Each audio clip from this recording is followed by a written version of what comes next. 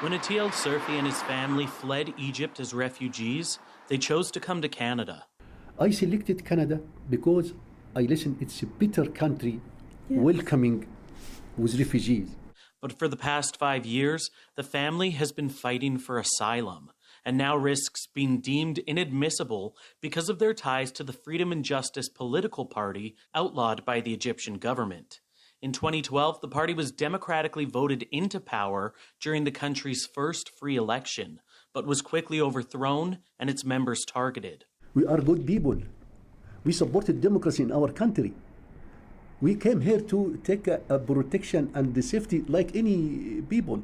What happened with us is unfair.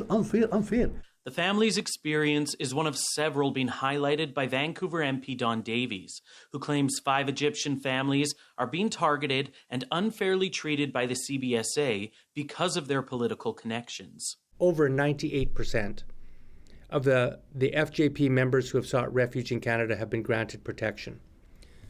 But these cases in Vancouver have been treated differently.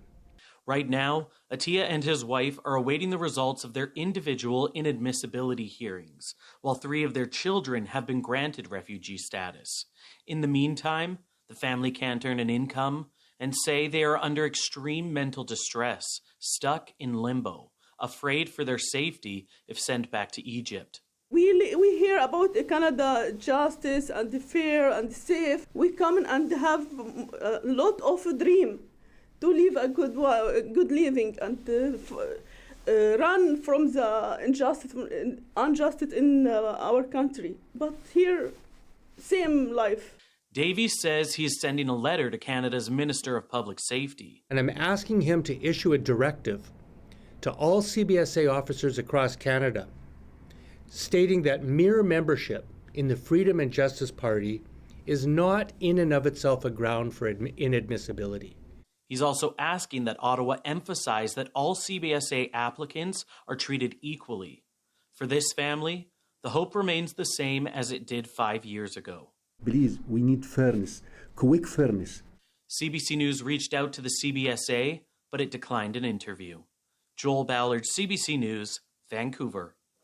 In a statement, the Canadian Border Services Agency tells CBC it does not comment on specific cases. However, it says it has a legal obligation to remove foreign nationals who are inadmissible under the Immigration and Refugee Protection Act, and that if anyone is deemed inadmissible, they are entitled to due process before the law, and all removal orders are subject to appeal and procedural fairness.